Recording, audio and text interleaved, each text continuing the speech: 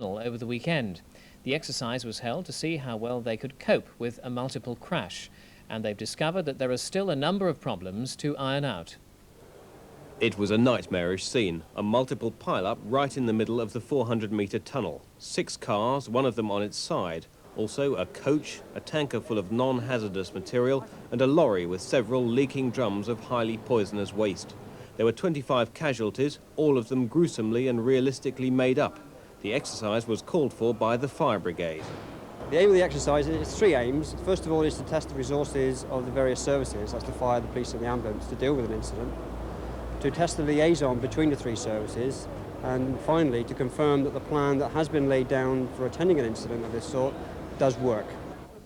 The operation started from one of the tunnel's emergency phones at 10:30. The call was supposed to produce 8 fire engines, 6 from Cornwall, 2 from Devon, 6 ambulances and police. 12 minutes later, and none of the emergency services had arrived. Does this bode well for the future? In an emergency situation, it wouldn't happen. The time delay wouldn't be there. After 15 minutes, the first fire engine arrived from Saltash. Inside the tunnel, there was chaos. On the other side of the accident, the Devon firemen found that their normal radios wouldn't work so deep underground. For a while, they couldn't contact their base. But within minutes, the first casualties were being brought out.